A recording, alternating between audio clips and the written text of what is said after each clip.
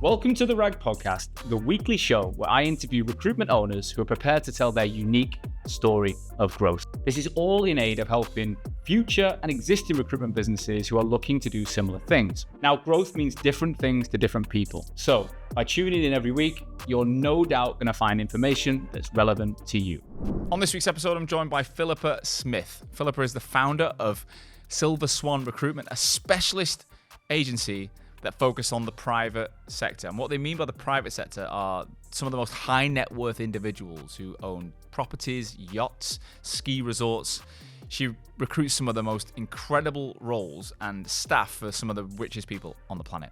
Now, I had Philippa on the show in 2020 when she'd just been through my training academy, the first version of the Personal Brand Bootcamp. 5 years later, she'd grown the business up for 15 people and then found out that she'd ran out of money. In August 2024, she had no choice but to make the entire team redundant and scale it back to herself. Now, 9 months later, she's in an incredibly different place. She's making over $1 million pro-rata EBITDA now. She's happier than she's ever been. She's got incredible energy and she's at the forefront of the business, driving the recruitment strategy forward, and she's just loving it. Now, if you're in a position where you're not sure whether you actually want to grow a business of headcount, whether you would perhaps enjoy a business that was scaled backwards, which was more focused around you and your lifestyle and profit maximization, then this is the episode for you. Without further ado, Philippa, welcome back to the RAG Podcast. Thank you very much. It's 5 years, I think. Is it 5? I think it was October 2020 when we had you on the show. So that's gone quick. It's gone dead quick. I know. Lots happened, but yeah, dead quick. The world is a different place. Well, look, I've done a brief intro. We've had you on before, but I can never really do it like you. So without telling the story, just give us the bird's eye of the business now, what you do, how many people, whatever, and then we'll tell the story. Okay, cool. So my name is Philippa. I own and run a company called Silver Swan Recruitment. We've been going for, I really got to remember this, 13, 14 years. And we do private staffing, domestic staffing. And if people don't know what that is, we basically staff some of the most luxurious, expensive homes in the world. Homes, yachts, jets. People think that it's, people often say to me, God, it's so niche what you do. It's a massive industry and there's tons of us doing it. And it's a fascinating world. Remind us how you got into that specific space, because it is very fascinating. Yeah. I don't hear about it every day. Yeah. So. Well, I got into recruitment. I fell into recruitment like everybody falls into recruitment. Nobody sits at primary school and dreams of being a recruitment consultant, do they? No. So I fell into recruitment at Office Angels. I cut my teeth at Office Angels, and I still actually have huge respect for that company in terms of the training that we had. So proper hardcore cold sales recruitment, and I think that's a good grounding for anybody going into recruitment, like 100 sales calls a week, blah, blah, blah. And then I did that for a little bit. And then my elder sister, I'm one of 6 kids. My elder sister owns a luxury ski company. So if you want to spend 150, 200 grand a week on a chalet, you'd go with her company. That much a week? Yeah, just for your chalet and the staff. And long story short, I ended up being her HR manager for a couple of years. I was totally inexperienced, totally underqualified. I was 25. And I'd been at Office Angels for like a year and 2 years. Like, wild, really. And that's not really HR either, is it? Well, no. So I was the HR manager. So no, exactly. No HR experience whatsoever. Because people think it's the same, but it's not. Absolutely. And I can't do HR and I hate HR. So I go into this role at 25. There's a company of like 70 staff, and it's my job in the summer to hire all the staff. I had to cook test all the chefs, which sounds really fun at the time because you got a chef come into your house doing a 10-course tasting menu. I think I'd enjoy that. Lush. But can you do 6 a week for about 4 months? Like, it's just... You never cooked again, though, did you? I was begging people, like, please, on Tuesday, please, you come to a cook test. I had to have 8 guests every time. Please, can you come? And even my friends were like, I just can't do it. It was... Anyway, so the recruitment... The summers was great. We would hire all the staff, and then obviously the winter would start, and it'd be my job to keep these people happy in work, and that was Were you living over in? No, I was in the UK, so I was travelling often. And the thing is, like, when people go do a ski season, the ski industry is a completely different landscape now because of Brexit, but the ski industry there was a bunch of Brits going to go do a ski season for like not a lot of money. So they were there to ski. And but because we were a high level company and we were paying significantly more than what other people were paying, it was my job to be like, you kind of got to go to work. Yeah, you can't just get hammered all. No, exactly. But some of them were, obviously, especially chefs, because they're another breed. But so I did that for 2 years, and the recruitment side of it, I loved the HR side of it. I just found it difficult. I was ever so young.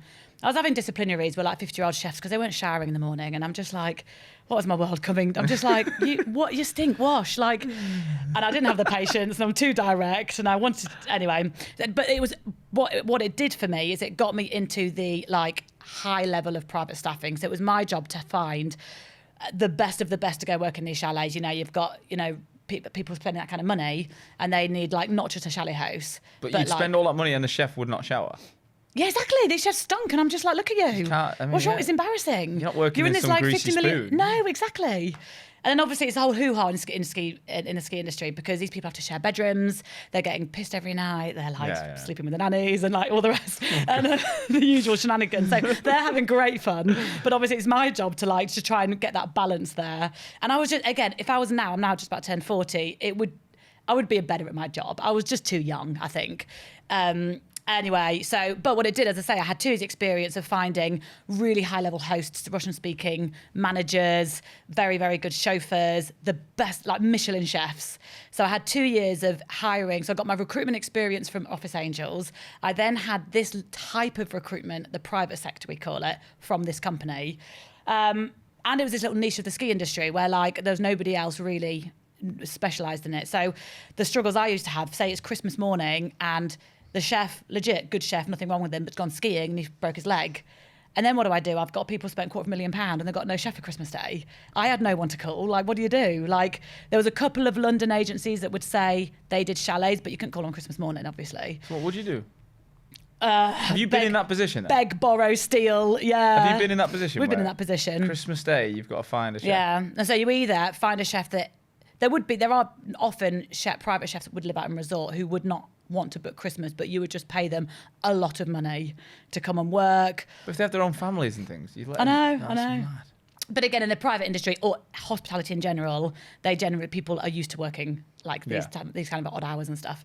But during this day, it was like, it must have been, I'm very grateful for my job. And obviously if it wasn't for that, I wouldn't be here today, but I didn't love it. And like, my issue when you work in HR is like, no one ever rings you and says, Philippa, I'm so happy. No, it's always problems. Have you got a minute? Yeah. Have you got a minute? No, I have no minutes for you. Go to work. I don't want to hear the negativity. If you don't, because I got so sick of it. I'd be like, if you don't want to be here, I can book you a flight home today.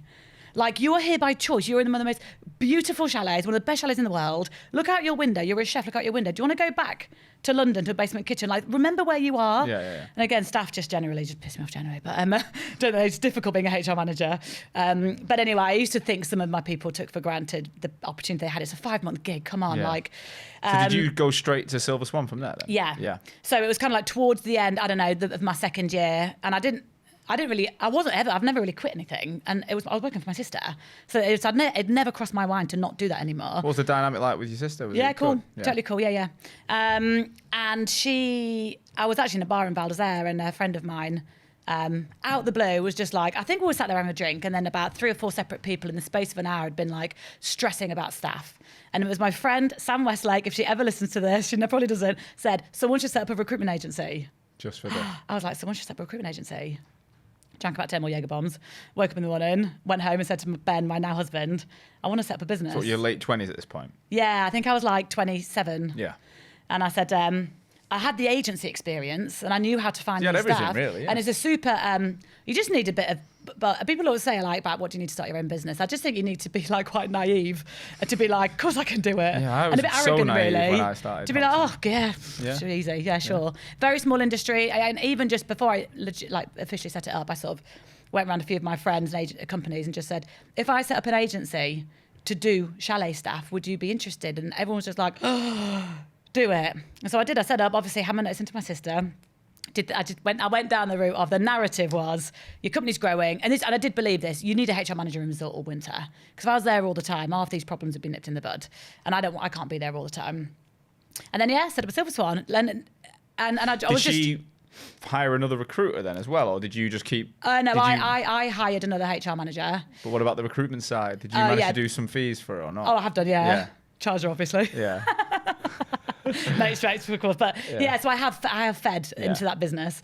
And then I set up Silver Swan, and then but I just started off. So it was a very different business. It was a bit like temp recruitment. Yeah.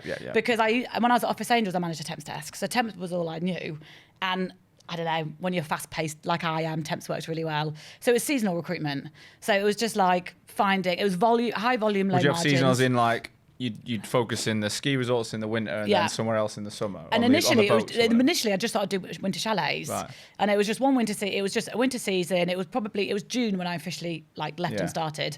And people start recruiting over the summer for the winter season. And it was back then, it was pre-Brexit. So it was very different to what it is now. It was just like, I was doing like 20 placements a month and just charging like proper low, like flat fees. Yeah. So I think people setting out, I don't believe in doing low fees in recruitment, but it worked for me then. Yeah. And it was very high volume, low margin, and then it did a winter season, didn't really have much of a long-term plan.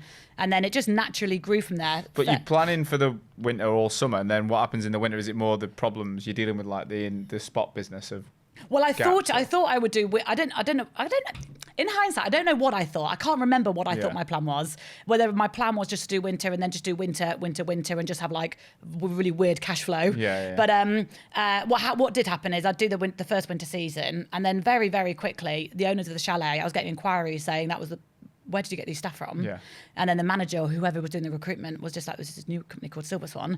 Does she do villa recruitment? Because I want that in my villa. The owners of these chalets have villas, have yachts. So then it just very quickly I'd do chalets, villas. And I could then place the same candidate twice in a year. Yeah. And it's just super easy. And then a lot of the ski companies in the UK, like that you'd do ski sales, they would love to hire ex-chalet staffs. And I could do a little bit of perm recruitment to be like, I've got a bunch of chalet staff coming back to London looking for perm work. They'd love to come sell some ski holidays.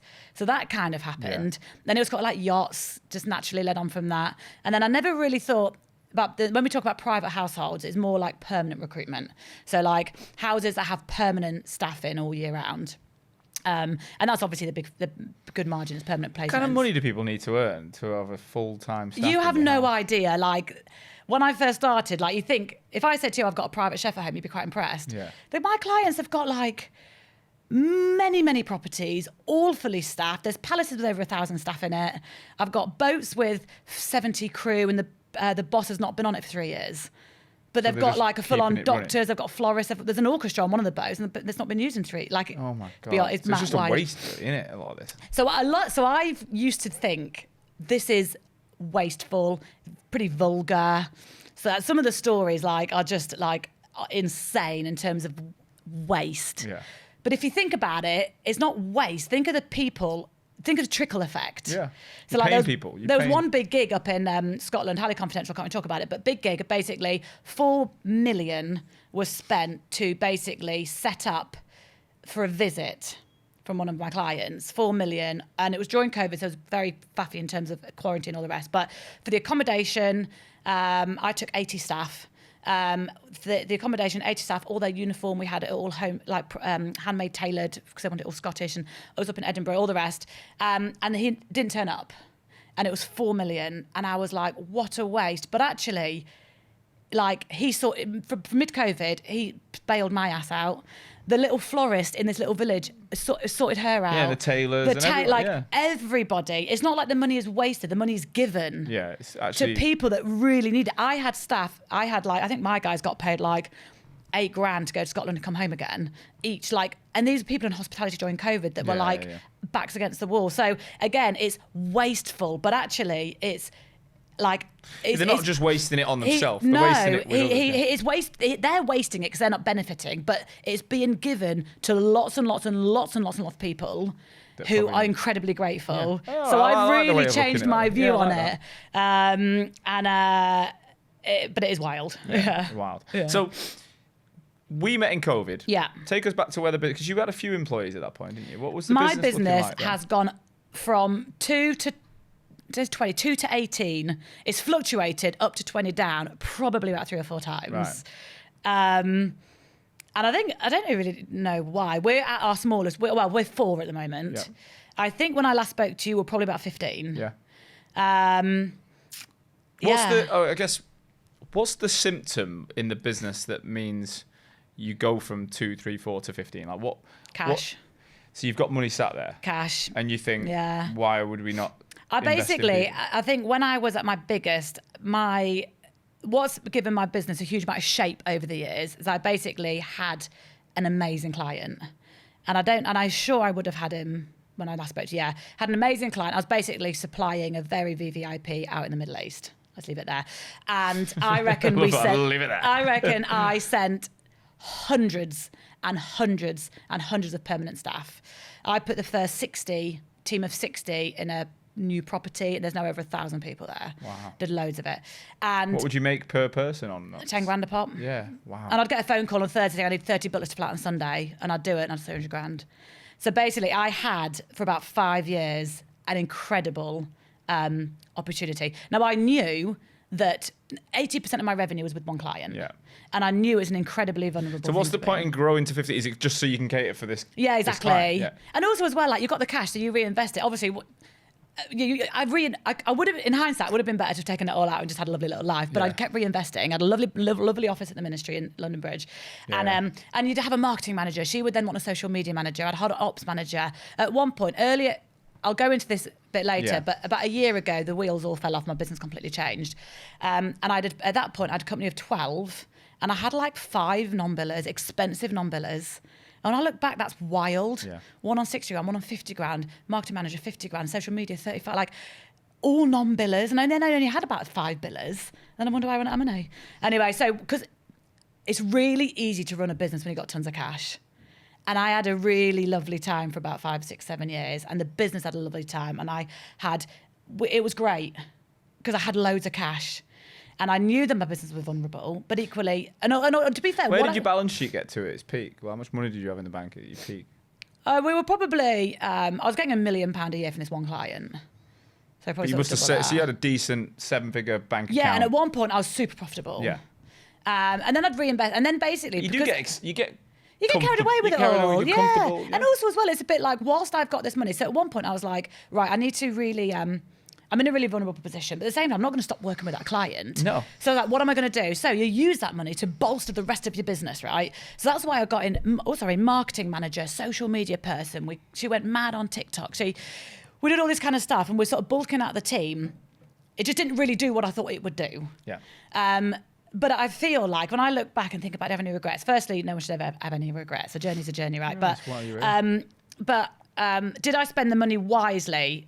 In hindsight, it probably wasn't worth what I spent to try and bolster it out. One big waste of money I did is I tried to build my own app, piece of tech, and I probably spent about £500,000. I don't even use it anymore.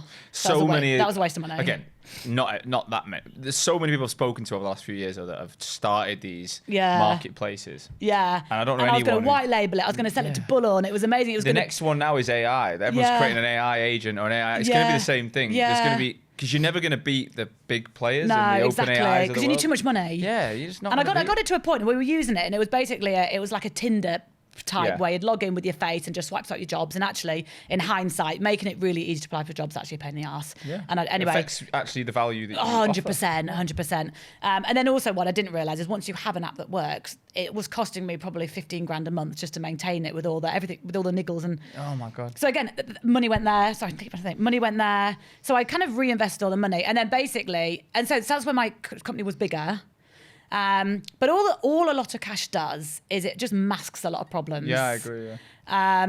Because then all of a sudden you don't have this client, which is what happened. We'll get back to COVID in a minute. I want to talk about your branding course because that changed my business loads, by the way.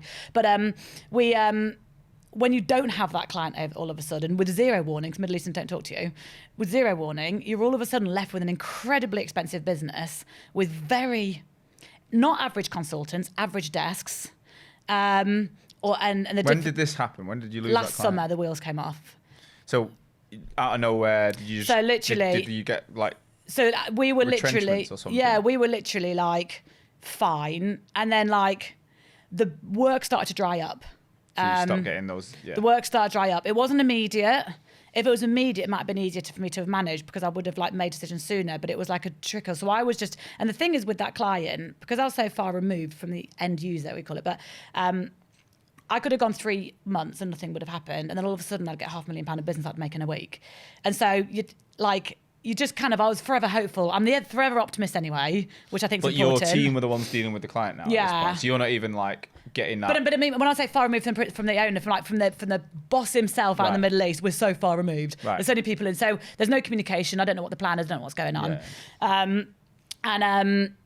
And it just started to like, the revenue was just going down and down and down. And my fixed costs were about 100 grand a month. Yeah. And then when you get to the point where you're billing 30 grand a month, 40 grand a month fairly consecutively, like How many months did that happen for? about a year. That you were losing like 50, 60K a month? Yeah. And then you'd have a month where like you would get like a little, I feel like they took me a little bone, this client. All of a sudden you make 130 grand one month. Yeah. You're like, right, we'll be fine. And then it drops again. Do you know, without going into the client, do you know what was wrong with their end? Like, why were they changing? Yeah, they're just out in the Middle East. There are two different ways you can hire. You can hire local staff. And I'm a big advocate of hiring locally because I think the locals need work. And it's a much cheaper way for them to do it. You can also hire Westerners, and it costs them about 10 times the amount. And a lot of very wealthy people out there like to have a presence of Western hospitality because it's an incredibly elevated level of service. Yeah. It's also a bit of a status symbol. It looks pretty cool for them to have like, European speakers meeting and greeting their high profile guests at the door and stuff.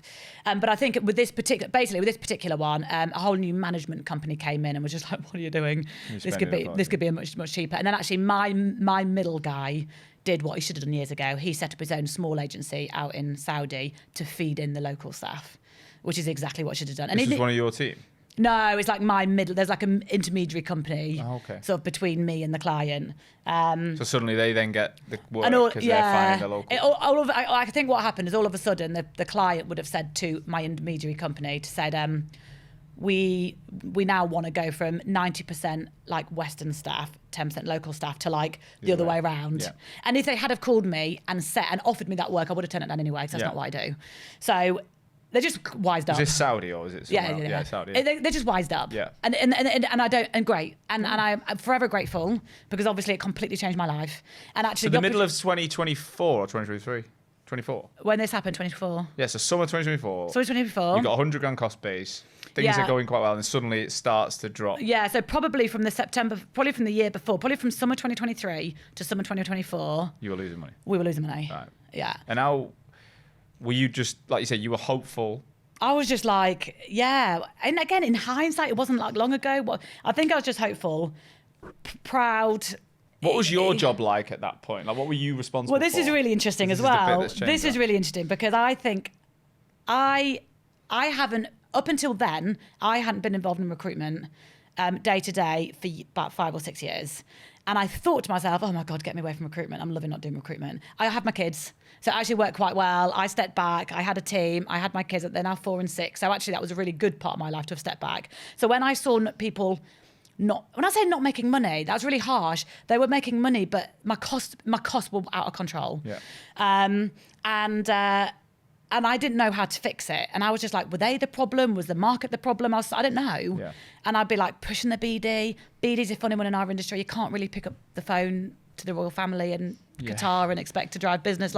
So we have to do business. We'll go back to your personal branding course in a minute because that massively changed how I do my business development. But I didn't really know. If I look back, and then so basically, got to last summer, during that year of low revenue, I was trying to do anything I can to increase revenue.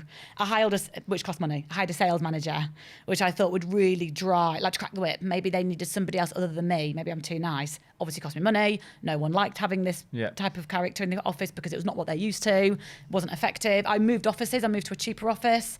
I personally went out and tried to partner with real estate companies, concierge companies, tried to find other avenues to get money.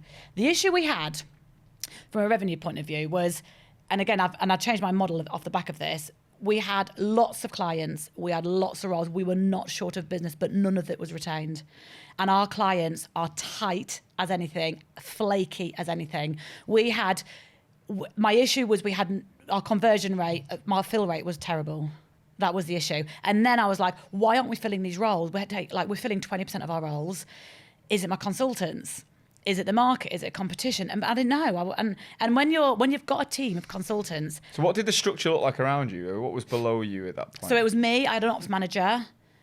In hindsight, I didn't need these people with a small company. Yeah. Ops manager, who I adored. He was with me for 5 years. Sales manager, a really good friend of mine who was trying to help me monetize my communities because I've got mad ass communities at the minute, thanks to you. I had marketing. And what about recruitment leaders? And then I had 2 or 3 senior consultants and a couple of junior consultants. So were you pulling them all into meetings and going, what the fuck is going on? Yeah. And I tried, my husband, who is like, got a proper job, I always say. He's sort of like in the corporate world. I tried to get him on board to help with like quarterly meetings to try and like, I feel like I tried everything. And in reality, then what happened? I completely ran out of money. And running out of money was the best thing that ever happened to my company, because running out of money forced me to do what I should have done a year before, which is just cut my team. But they're all friends by this point. When did that? That was last August. So August 24. August 24. When you say run out of money, what do you actually So basically, I used to... Cash flow is the most important thing any business leader should be looking at, by the way.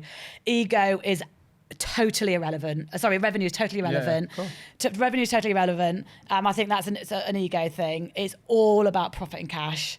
And I just think revenue is irrelevant.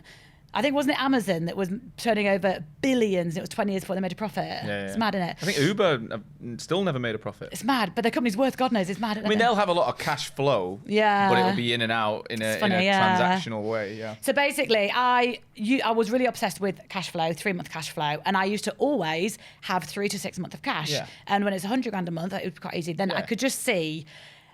And if I'm being honest, it would sort of be like literally 1 month. It'd be like Matt, my ops manager, would keep track because he'd send all my invoices out. He would basically have a spreadsheet of like invoices sent, what's due, and I'd basically be like, right, so when that's paid, I can pay that. When that's paid, and it got to that point where it's like, I was doing it month by month, and then randomly, like, I actually hired, and again, you might listen to this, one of the bad things, I'd made some good friends redundant, and I also made a girl redundant who had hired 2 weeks before. She'd left a job and she was going to go to Dubai and run Dubai for me. She'd been with me 2 weeks. Oh, God, it's embarrassing. I'm talking about it. But this is reality. It's reality. Ownership. She's now going to start her own business, which she was going to do anyway. But anyway, it's to talk about burying your head in the sand. You should never bury your head in the sand. And basically, one day I looked at that spreadsheet and I was like, we're owed like $3,000. I was like, have you not sent any invoice out this month? He was like, no, I've not. I was like, you've not sent any invoices out this month? It was like, barely. It was Q2 last year. We worked 142 roles and we filled about 20, 25. Right. So that was the crux of the problem. It wasn't short of work. It was short of like retained work or committed work, which will lead me on to now how I run my business. And I went home and it was when I sort of like, it was just like, and I said to my husband, Ben, I was like, is there any way you think we can remortgage a house? Ben was like, listen to yourself. Yeah. Why would you remortgage a house? Your business is bleeding money. And then like I got super upset, obviously. I got super upset, super mortified. I did it on email. I emailed everyone in the morning because I physically couldn't talk to people. Did you not need to go through a process with certain people? Well, again, I spoke to obviously professionals. And, not your own HR experience. Yeah. I basically made pretty much everyone redundant. And I'm still talking with them now. And you had the cost of that, though, because that's not... It wasn't massive. I only had a couple of people within 2 years, all the rest. Yeah. It wasn't massive. I could afford 1 more month, basically. Yeah. If I hadn't have pulled the plug that day and I'd gone on 1 more month, then I would have been bankrupt. And they wouldn't have got paid anyway. No, I know. So these people they were going one way or the other. And literally, the day I realised I had no money, I just paid a decent recruitment fee. Because I use agencies. I'm a big believer in using agencies in an area that you're not specialised in. Yeah. I just paid a recruitment fee for this girl who'd come on for 2 weeks. So I still backed myself to that point. Yeah. And I just didn't realise we hadn't sent any invoices out. Was it someone, like your husband or someone who went, like, you've got to do this now? Yeah, a self-realisation. I think my husband kind of let me get on my own, but I was just like, I just have no choice. You know what? I was like, oh, God. It's horrible. Horrible. But like... How did the people take it? Really, to me, lovely. They were very much like, literally, I sent an email out and I just said, I'm going to call you all, but I need to tell you this now. And I sort of I gave them all my finances. Yeah. I showed them everything. And I said, I will call you, but I literally cannot even talk at the moment, but I will call you. And I did. And literally straight away, I got WhatsApp saying, are you okay? Lovely. But they were very angry. Yeah. But did they not see for a long time? Well... that's my argument. And did you communicate clearly that... My sort of view is surely, especially my ops guy who was not sending invoices out, but doing payroll, surely, how much cash do they think I've got? Yeah. And maybe in hindsight now upon reflection, because obviously you go through that like anger and, you know, whatever the processes you go through when you're, whatever. Sure, I would have thought they'd look back now and be like, yeah, totally get it. But ultimately, when it's a cost issue, it's on me. And I suppose if I could have made any changes, the changes would have been, I would have picked people off one by one, month by month, and that would have been an excruciating year for everybody. We did that, by the way. And actually, is it pulling the plug all at once? We did that in 2023. So we did it for different reasons. It wasn't a business necessarily a cash problem. It was the fact that we were the agency that I had when I started working with you. When I launched the boot camp, so 2020, I had 2 businesses overnight, and I'm like, and then I got to 2022, and my business profit was 55% in a business that had 4 staff, 45 in 34 staff. Wow. So, and the problems and the headache and everything. So we made a decision to shut that down. Yeah. So I had to make 25. I wasn't going to make them all redundant because I needed some to grow this. So we made 25 redundancies in 2023. Yeah. But we had contracts and retainers, and we had dates all the way through the year that meant we had to keep people on to fulfill work. Yeah. Death by 1,000 cuts. It was horrible. Horrible. And so actually, when I look back to it, I don't have any regrets, because I know in that year I didn't cut anybody.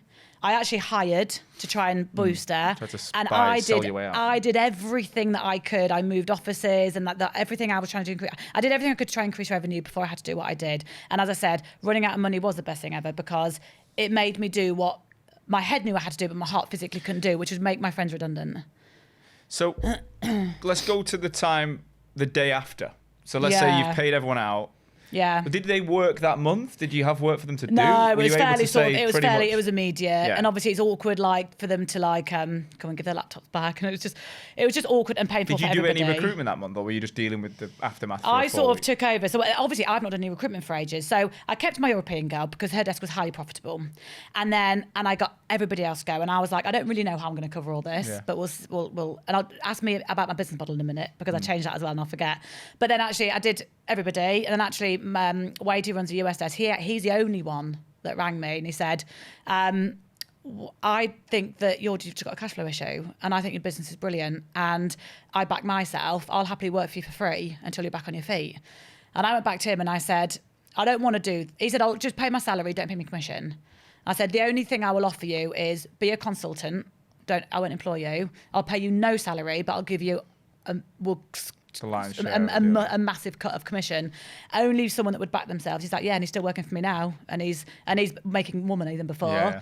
And he's the only one that came to me with a potential way of which it could work, and actually it's working better for him. So then it continued with me doing UK and UAE, Anna doing Europe, and Wade continuing with America. But I only had one salary. My costs went from 100 grand down to about 6. Fairly immediately. That's not including you then either. So not you didn't pay including yourself me. for a bit. Would you have a lot of? Had they built up a lot of like subscriptions? Yeah, and so I had to get myself out of all that. So even LinkedIn licenses. Yeah, so exactly, and like some people are nice, some people aren't. Some people, like, to be fair, LinkedIn. To be fair, we're okay. They let me swap it for job credits. Wow. Very unlike LinkedIn to actually do us favors. Say, they've been absolute. Yeah, so I couldn't get out of paying the money, but I could swap it. That was super cool. So yes, I'm still tied into Vodafone contracts till bloody 2020, whatever. But so basically we did that. At the same time, I'm changing my business model. I'm no longer working for free for billionaires. This is wild. No one in my industry everyone just tiptoes around these clients because they are intimidating people. Anyway, I was like, right, I'm charging a commitment deposit, grand up front, take the fee, grand up front, that's it, comes off your fee. And the reason I did it is because I'm not short of work. Like, I was thinking, right, Q2, we took 142 roles. I can't work 142 roles. We filled, say, 30. I want 30 roles and fill 30. How do I do that? I want to cut my clients, because ultimately I was paying a big team a lot of money to do a lot of work that wasn't getting paid for. Yeah. Ridiculous. I wanted to cut my team, cut my costs, cut my clients. How do I only work with those 30? Well, I just charge them up front. It's been the best thing I have ever done. So how did you go about that? Did you contact them all? Did they come in every time a job came in? Yeah. Changed my business model. Obviously, I controlled the narrative of this shit show. I've changed. Also, they get a chance to work with you though. Well, which is they are different. very lucky people. But that is different. Actually, because I do. I'd say to them, I will manage this personally. They've got no idea there's no one else in the office to manage it.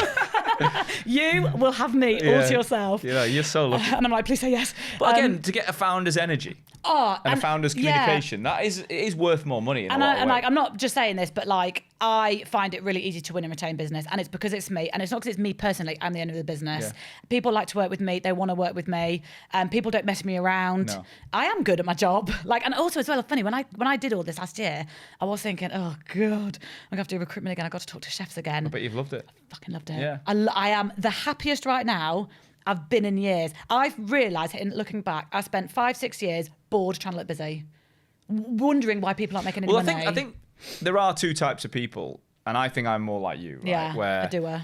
Yeah, I like Not a I like manager. a day where it's productive and I can tick things and I've done that and I've done that deal, I've opened that client. Like that's a good busy fucking day for me. Sitting behind other people looking and at looking at budget. spreadsheets Yeah. and just having a one-to-one here and there, like that to me, Mind-numbing. it doesn't feel like progress, No. even though it really is for some. Yeah. Like I've literally just recorded an episode with two guys. One's me and you, and one's the people guy. And to get to 30, 50, 60, you need that people guy. I'm not that guy. I'm and it's not not. my strength either. No. And I'll be doing one-on-ones and like I'm just not good because you meant to you got 2 ears and 1 mouth. Use it that ratio. I can't shut up, man. Like so, like these appraisals. Me and you would be terrible in a one-on-one. Terrible, but all day. We would speak. I'm interrupting today's episode to talk about our sponsor, Atlas, the only AI-first recruitment platform on the market. Now, imagine you had a genuine assistant following you around, listening to everything you said on the phone or in meetings, and then doing all the admin for you that you don't want to do.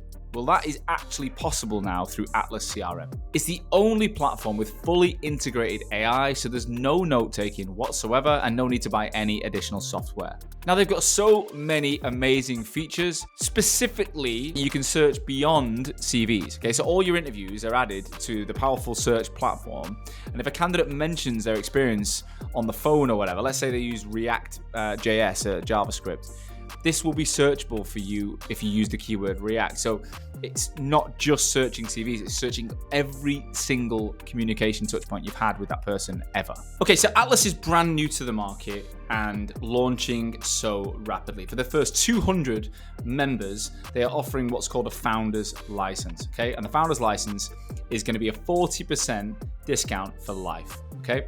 And it's only for the first 200. Now, if you want to be in the first 200, you're listening to this episode through the RAG, you're going to have a great chance. Go to www.recruitwithatlas.com/the RAG and sign up on that page. All right, let's get back to the show. But my plan now is when I come to, I will sell my business when I want to retire. My plan is I'd hire someone in 5 years before they can turn it into a scalable business. An MBO. Yeah. Exactly. Like, but why would you retire from something you can get energy from? Yeah. Not right now. Like you've got energy. Yeah, exactly. I just don't see myself working or doing anything else. So I plan to do this forever. And anyway, so I'm loving being back in the drivers. I'm also loving being back in the spotlight, back on the stage. Do you know what I mean? Do you know what I love about your sector is AI ain't going to affect this. No. AI can't rock up to a house and let someone in and cook a meal. I use AI a lot. Yeah, but as in like, I think there's certain industries where they're genuinely scared the candidate pool will disappear. Like, whereas yours is like, clients are always face to face. And people also like, a lot of my clients, they wouldn't even go to Google and call a stranger. A lot of my business is word of mouth. I will fly out to Dubai. I'll go into the property. They will meet with me maybe twice. The wife will meet with me before they decide to use me to hire for their staff. So an AI person wouldn't do that. And I'm sure you don't want a right-hand man who's got a shaved head and loves travel. I could do it. It sounds such an amazing, like, it's a glamorous industry you operate with. It's super fun and like. And you got away from the fun bit. Got away from the fun bit. I had the most boring job. Yeah. And also as well, my clients weren't inviting my consultants anywhere. I get invited everywhere. Like, it's so cool. I've been on jets, I've been on yachts, like, it's cool. So, all right, go back to the September or whatever. Oh, yeah. When you let everyone go, you get over the trauma, you go, I'm going to fucking charge $1,000 up front. Guess what? What happened next? September was our highest month of the year. Wow. What with did you 3 do? of us. Highest revenue month. Can you remember what you did? Filled all the roles I got. Did my job. But like 100K, 200, like what sort of numbers did you do? Oh, no, not crazy. No, not crazy. So like my cost went straight down to about 20. They're now less than that. And 150.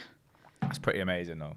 Off the back of like January, when there was 14 of us, we did like 13 grand. Oh my God. How stressful was that? Yeah. Because now basically it's the most amazing thing. So a client will call me and I'll say, I'll obviously do my usual thing, blah, blah, blah, great to help you. It's £1,000 up front, 20, I call it commitment fee because people don't like to feel, if you don't pay, you're either committing or you're not. About £1,000 commitment fee, which when you, our fees can be quite big, like it's not a lot, comes off your invoice, and it is the biggest indicator of whether I want to work that role or not. Yeah. And people go one or two ways. Oh, no problem, send the invoice. I'll literally send it with an Apple Pay link and they pay it within seconds. And then when they've paid that, because... What do you use to... Is it Stripe or what do you use to get... Yeah, well, I'm on QuickBooks and you can put a payment link, yeah. I don't put the payment link on the invoices because they take a big fee, but on the pay per grand, and they pay it. And also, what's quite useful, I often work with house managers rather than we call them principals, the boss himself. House managers normally have authorization to pay those kind of figures. That kind of number, yeah. Yeah, so they can, and I'll say to them, look, pay the £1,000. That shows me you're in. If you're in, I'm in, and I will do this myself, and we'll get it done. Once a client has paid, once a billionaire has paid £1,000, they're so weird about money. They want value from that. So they're the one now pushing me, where I want CVs, I want interviews. And now I feel 100%. We take less roles, I feel 100% of my roles. And also as well, like how good for everybody, like how rewarding for a recruiter to fill every single role they get. I know. That's never happened. And the candidates, how often are candidates messed around? So the narrative for all of this, and I'm very, very open to talk about it if people ask me, but the narrative is, I've changed my business model. We're now very exclusive. We're now very selective with who we work with, and we'll only work with people that commit. And as a result of that, and I downsized my team as a result because we didn't need a big team. So you now get me. You now get, rather than me working 100 roles, I'm working 10. So, because also as well, the agencies let's revert to me. When we used to work for free, contingent, which I just think is mad in hindsight. When you work for free, you say yes to everything. And so we had 142 roles. We filled 30. The 30 clients that paid me, I think were ripped off because they paid me and they didn't really get much of me. Yeah. So I say to my clients now, if you're working with an agency that's not charging you anything and you end up placing and you're paying, you're overpaying. You're overpaying because their attention is split by so many. We were spread so thin. Yeah. But you need to do that when you've got so many people because you've got the cost base and it's a perpetuating cycle. And my big issue, and I've wanted to charge a deposit for years and I couldn't because I had a team that needed work. And I knew it would cut the work. The one thing I love about my business is we charge up front. I just love that. It's like pay us. If you're not going to pay us, you're not having the service. And I've only had a couple of occasions. I had one guy in PA in Dubai recently. A young lad. He wanted a PA. He paid me £1,000. I've never heard from him since. Easiest grand I've ever made. Never heard from him since. But most people, and I say to them, if I don't find you 3 people that fit your brief to interview, normally within 7 days, I'll give you the money back. Yeah. I've never given the money back. No. And we fill it. And it's just amazing. Or I get people very quickly say, oh, we won't pay that. I was like, you've told me everything I need to know. So you told me everything. What's going through my mind is going back to the people that you had and the infrastructure you'd built and the system and what CRM have you got? Bullhorn. So you got Bullhorn with all these people. Yeah. How hard was it for you to go back in and be able to navigate through all the data that was there to be able to fill jobs? Because you like I say, you've got all these people's mishmash of shite in the system. Well, the only thing that took me a while is like I had no network and I haven't really spoke to anyone in ages. Yeah. I'd been doing my podcast, thanks to you, doing my podcast. So I was kind of like in it a bit, and my LinkedIn, I'm all over, thanks to you. Yeah. I still want to go back to that course in a minute, but I didn't know anything and I hadn't, so it took me a while. But it was classic. Get on the phone. It doesn't take long. Yeah, I didn't want to do any BD because I didn't want. I was like trying to hold back from work. Yeah. So the work dropped immediately, which is brilliant. We filled everything we've got. I've still not done a month under 100 grand, and there's only 3 of us, and my costs are next to nothing. So. And I've just hired, so we're now on the rebuild stage. You do know you got to pay to be on this podcast?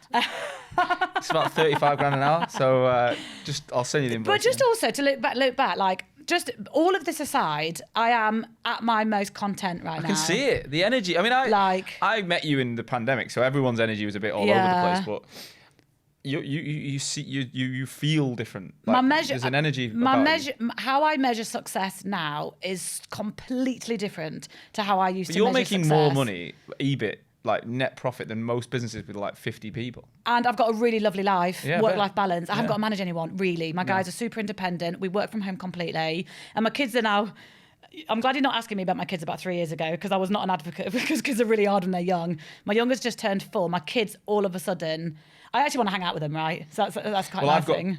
I've got 2 stepkids that are 10 and 12, and I've got a baby that's 19 months. So I've never seen the period you're in. They were 6 and 8 when I moved in with the 2. Yeah. So I can tell you that there's different challenges when they get to that age. I'm sure. And this, yeah. But when I look back, you don't realise when you're a mum, business owner, going through COVID and a really struggling business, and you're not sleeping, like you have about 5 years of not sleeping, like all of a sudden now I feel like I've just sort of like, because I've got a business that I'm super I've gained my confidence again. I'm doing a job that I love, which I haven't done for years, and I'm getting a good night's sleep because my kids are easier. Let's go back to the course then, because I think from what you've said, you know, and knowing you, I don't think you can get to a place where you're that chosen partner with inbound work that you feel like without having a brand, right? 100%. And a lot of this is offline for a lot of people. Yeah. It's all about networks, word of mouth. Yeah.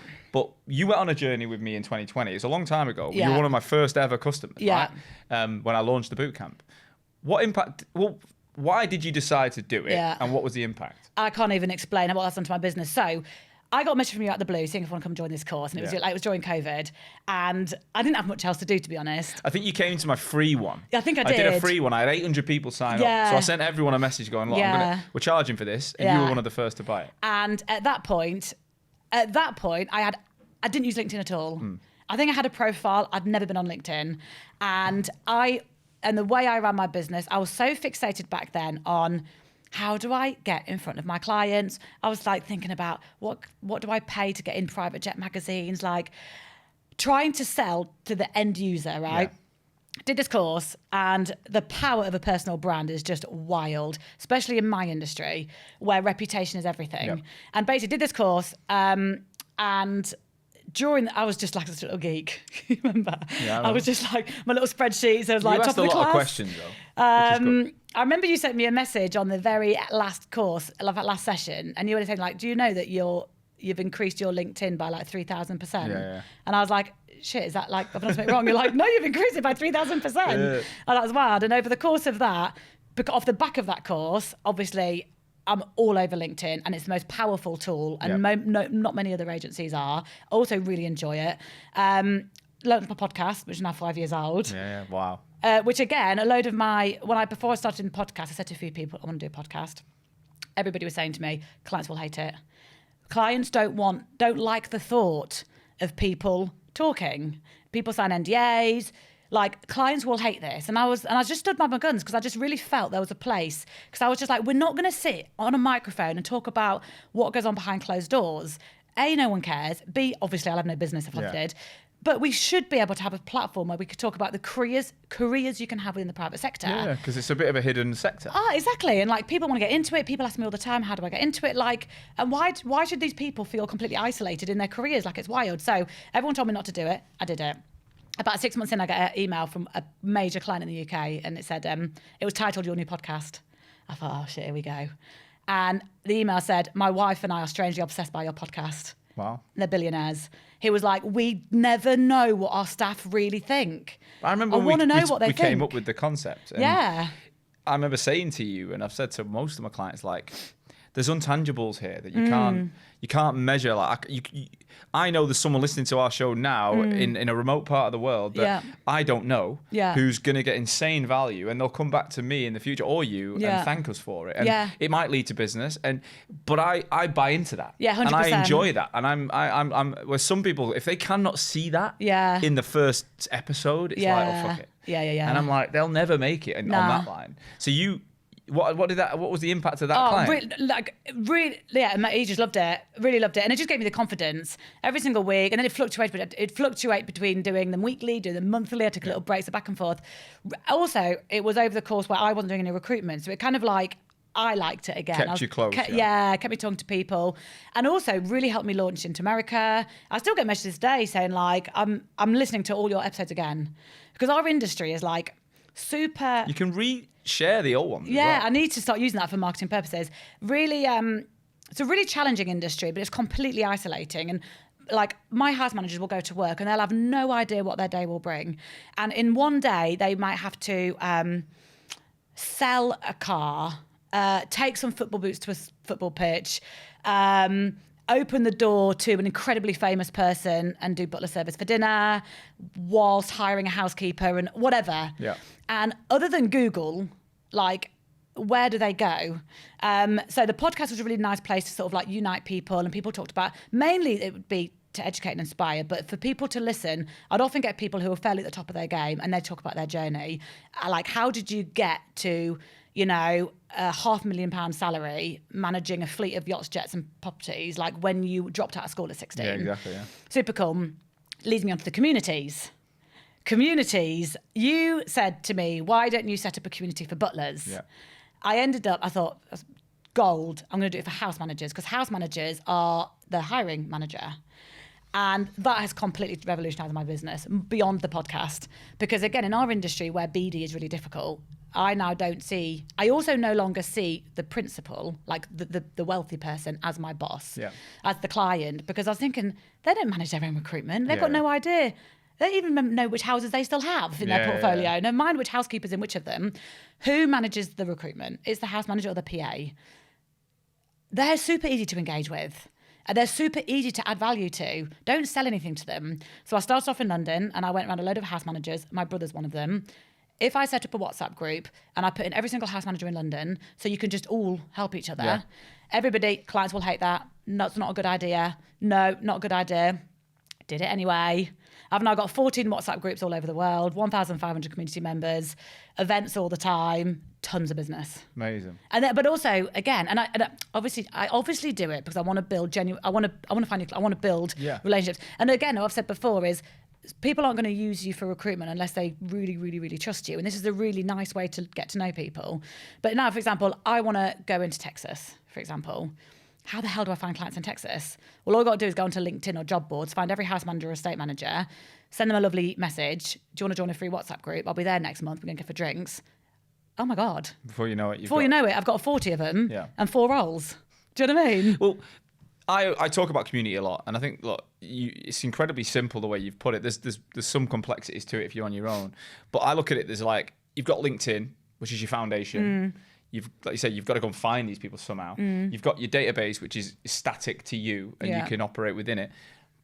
But there's something in the middle. Yeah. And it's that magic moment when people communicate, and that's what you've created. It's that layer that is unique to you. Yeah. You know, only if you've got that WhatsApp group and it's yours, that's different than having a database or a LinkedIn account.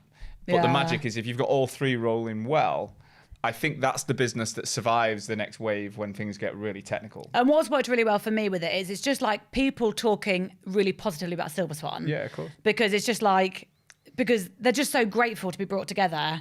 And again, the other thing that's really good for me with the communities is if you ask one of my competitors, an MD of an agency, what's keeping up your house managers, what's keeping your house managers up in New York, what's keeping them up at night? Or like, what's the pain point of your client in Sydney today? Yeah. I know. Because I can see them all. I can see them all. And so I know exactly, you know, when everyone's stressing about tornado season over in Florida, and all of a sudden we put together a big workshop or webinar with specialists on how to protect their home during tornado season. Wow. Free, they can log, like, so we can then really tailor what we're doing for the communities. So how much do you do in the community now? What's the kind of cadence of events? So we've got a really cool event coming up next Tuesday. And again, we're doing events in partnership with people now. So we've got a really cool event next Tuesday, partnership with Untold Stories, which is a really cool travel company that do super unique experiences for the wealthiest people. They're hosting an event with us. So like, again, what I found really interesting is I now know how valuable my communities are by the amount of people trying to infiltrate them. Yeah. The amount of suppliers that supply these homes, how do they get in? They want to get into the house managers. Yeah. I've now got a really valuable group of people that people are forever trying to like feed into. But it's really easy. So like, I'll have someone, I don't know, who's someone recently? What does she call herself? She's like a mindset coach, and she works with athletes and she works with politicians and all the rest. But she also works a lot with ultra high net worths. But she also can do really good work for people in high pressured situations. She really wants to. She works a lot with ultra high net worths. She'll go onto yachts and do sessions with like some of the senior management on how to deal and keep things calm. But I'm really good friends with her. She's lovely. But she'll come and do free. People like her will come and do free like sessions, webinars for the community members, and I'll have 100 people dial in. Yeah. She'll deliver a really, really cool session that's tangible takeaway stuff.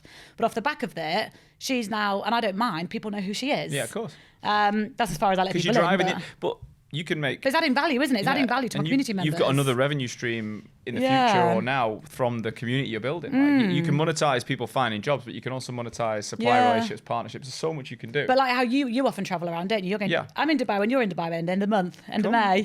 Come. I saw that, but I'm busy. I think we're riding camels that night. Actually, it's a family trip. I'm going. It's a Monday 26th. Monday 26th. I'm on a family trip. I land on the Sunday morning. Family trip. But, because Sydney was so good. Like I turned up to Sydney and I was like, I didn't really know what to think. I've not been back in 8.5 years. I know I've got a lot of clients there. The main thing was I've got like a boardroom community now, which is about building communities. Yeah. And I'm like, I've got 7 members I want to go and see. Yeah. Then I was like, well, why not host an event for recruitment founders, open event, free? Yeah.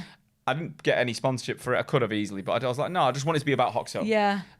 It was nuts. Like we had 155 signups in a day. It's amazing. So then I'm like, I've only got 50 people in this room. So I turn up to, we turn up to Sydney on this Friday night. The event's on the Tuesday. And I'm like, this room is nowhere near big enough. Like it's like a breakfast room in the Radisson. So they've got this big conference center downstairs. I'm like, how much is it to upgrade to 80 seats? And then we did it. And then we were like, actually, let's put some canapes on as long as drinks because it's 6:30 at night. People might want a food. Before we knew it, we're like, 155 people and about 140 had RSVP'd that they're coming. Wow. Now the weather's shite in Sydney. It's pissing down all day. So we're like, you're going to lose people. And we basically last minute within an hour, we asked for 100 seats and we filled every seat and we had like 3 at the back. Wow. And we had 2 that came in a bit later. I think it's 105, 106 people. But the mad thing was, I knew so many faces from like, even when we worked together. I don't know if Paddy Delaney was in your group. He was in the room. I've not seen him for ages. And it was wicked. And then I basically said, I've got 10 hours between Wednesday and Friday. I'm flying Friday night. I've already got an event on Thursday. I've got 2 days, 10 slots. First come, first serve, you want to meet me one-on-one. And I couldn't fit him in. I had to put him into the UK diaries for me and my business partner and stuff. It was like, financially, I'll be truly transparent. That event, the whole thing cost me £19,000. Yeah. We made 75 grand in 2 days. Yeah. So I'm like, we'll probably make over 100K by the end of this week from that event. So 5 times ROI. And it was great fun. And it's fun. Fucking great fun. Yeah. I mean, I wish I'd have brought my family along because I think I'd have loved to have stayed a week, gone up to Brisbane and done this a bit more. But yeah, to me, but that would never have happened. I literally said it at the event. Like, if I was just a guy who picked up the phone and sent out emails, would you be here today? And they were like, no. Exactly. It's because they know me. It's because they trust me. Because they listen to the show. They see my LinkedIn. Personal branding, man. Exactly. Yeah. Exactly. So if we take it back to where we are now, you've had a year of making 100K plus months almost. Yeah. Is it a year? September? Yeah. Well, it's only for 9 months, 9 months. So 9 months of that. Yeah. You've got a great lifestyle. You're enjoying. You get your energy back. Yeah. What does the next year or 2 look like for you now? It's so interesting because like I'm gonna have to hire, but I'm really enjoying having a small team. Why'd you have to hire? Because or turn business away, increase my deposit. At the minute, everything's fine. Yeah. Everyone's really happy, and from nothing. I've just hired somebody actually. I have just hired a mum with a 4-month-old baby, which I never would have done pre-kids. Right. I always say to people now, if you want shit done, hire a mum. Like, the amount of shit you can get done when you're waiting for the kettle to boil or whatever. Yeah. She started to basically take back over the admin and like basic ops, like just the basic stuff. And she's absolutely brilliant actually. And she's doing a lot of my social as well. Good. So that sort of frees me up to just do the hiring. So until we're at max capacity, we're fine. And I think that it's really, the team that we've got, I think we're really enjoying what we're doing. But and then I've heard the phrase, just because you could doesn't mean you should. No. So if business gets to the point where you could hire.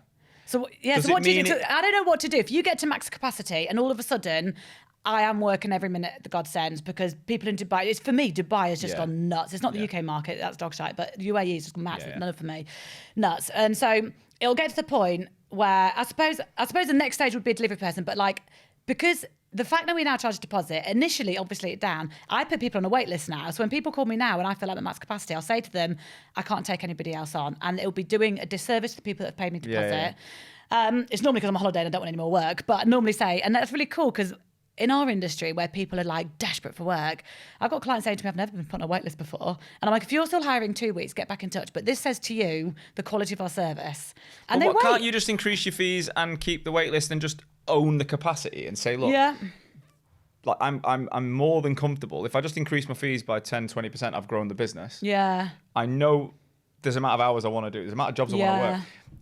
Again, I'm not telling you what to do, but I will drag this out as long as possible. I will. It's just the same. Yeah. You know, it's that age-old debate of like, have you heard the parable about the fisherman, and the American guy comes in and he's like, "Oh, you've got an amazing fishing boat, and the way you do it," and he's like, "You could expand this," and he's like, "Well, why?" And he goes, "Because then what you do is you get another boat and you go out and you get more fish, you bring it in, and you go like, why?" And he goes, "Because then you could sell more fish, and then you could get more boats, and you could keep growing." He's like, he kept going, why and why and why, and at the end he goes, because then you could relax and you can spend your day doing what you want. He goes, well, that's what I do now. Yeah. I wake up, I fish, I come home, I've got enough money for my family. Like, so that more doesn't always mean more. No, and to be fair, I better. think the turning point was when I had my mentor is Tony from TRN. Yeah. And so I've got this awesome mentor. And I remember when I was in my really the upset stage, when I realised what I was going to do, and I was talking to her about it, and she was like, well, what's your goal?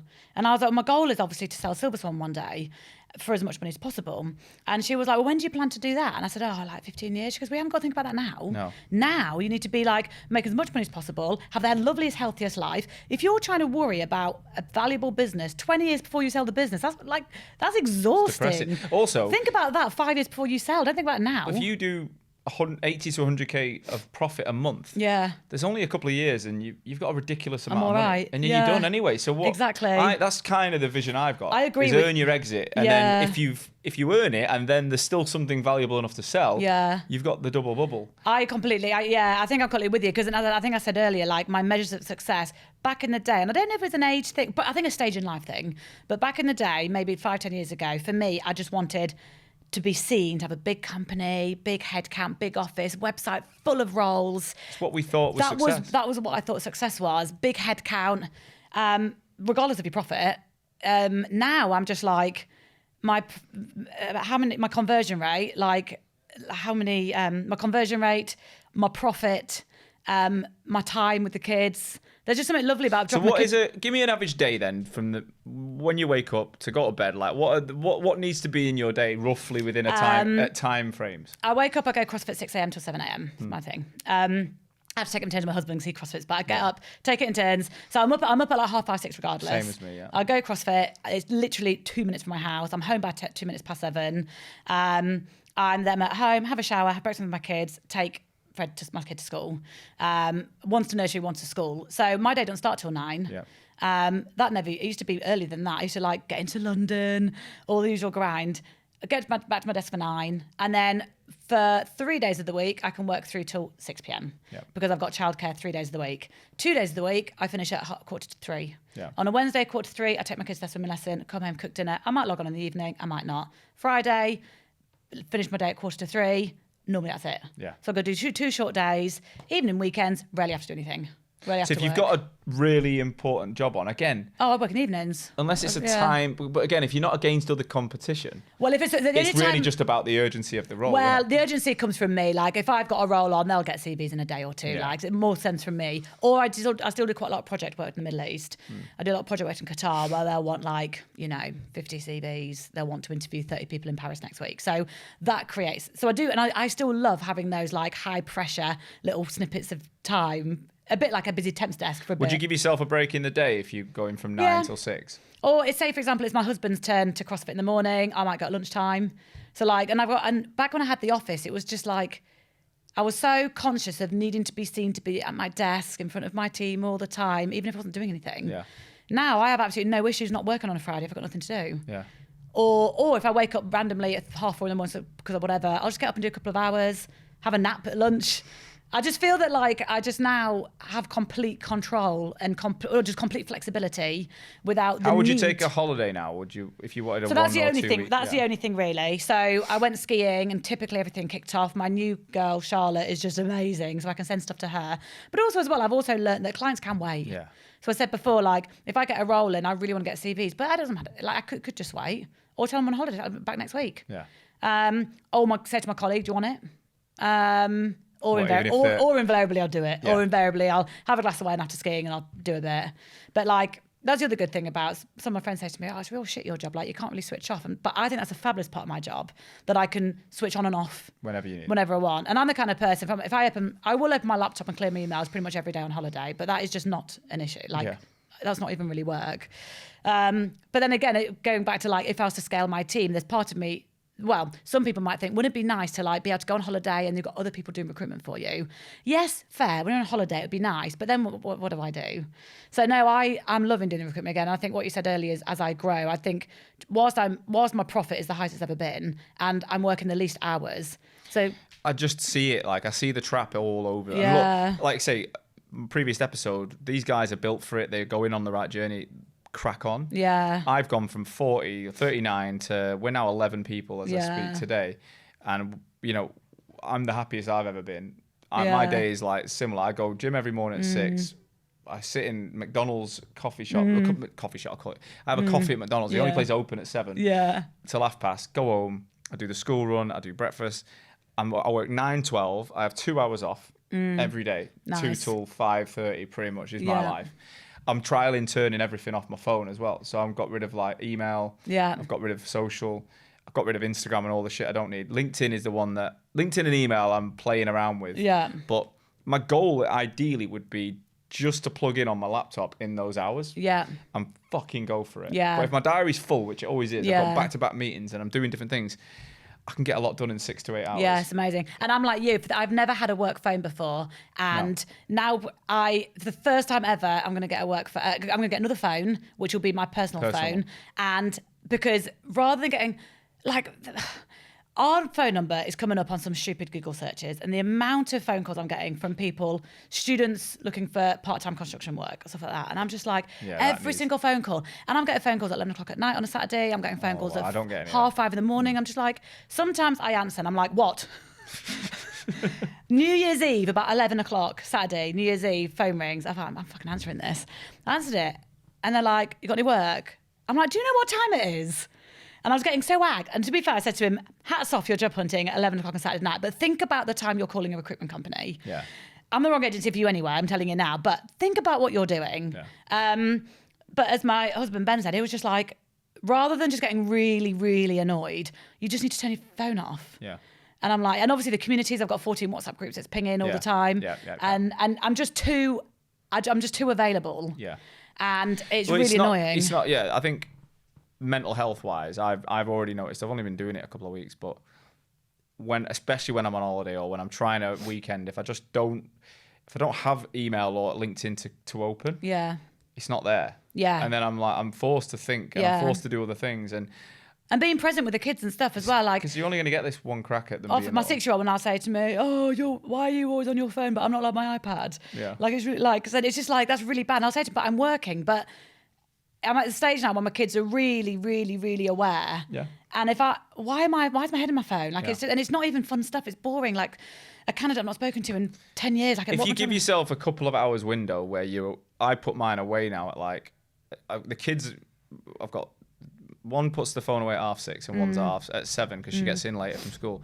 So then I'm like, by 7 o'clock, I can't have my phone out because I'm taking a piss. Exactly, yeah. My wife's, because she's got the baby all day and she runs a beauty salon and she does have a lot of messages and she uses that time here and there. Whereas I'm like, but she's working. Yeah, there's no excuse for me. No. So the kids know that they take my phone away from me now. Yeah. But then they're in bed at 8:30. So if you really need to jump back on, you can. Yeah. But then I'm like, I need a bit of time with my wife. So I'm trying, I don't know. I think, I don't think you can keep doing that though if you keep hiring because people in your business will cause problems. There'll be issues. I just think that, I don't know, maybe the way we're wired, it consumed me a lot more when I had a lot more people in my team. Also as well, I just can't, it's not that I'm amazing, but I can't expect anyone to work as hard for my business as I'm going to work for my business, obviously.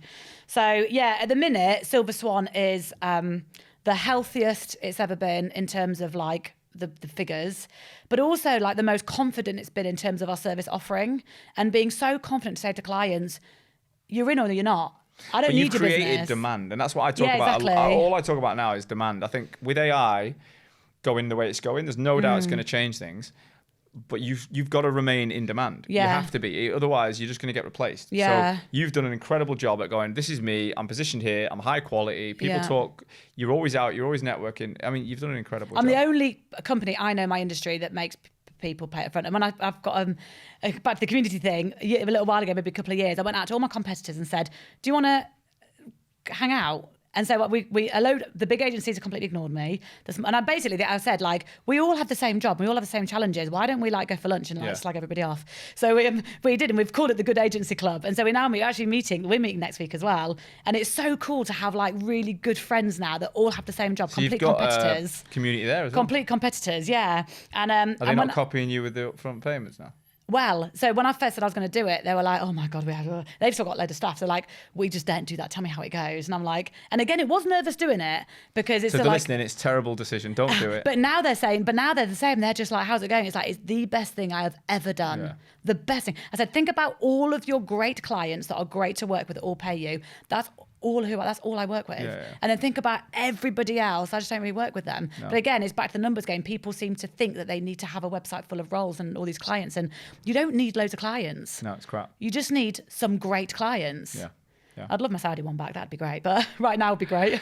Be back. Well, Yeah. look, Philippa, I've got one final question, right? If you could go back to Philippa, who started the business, straight out of your sister's business, you've done your Office Angels, what advice would you give her knowing what you know now?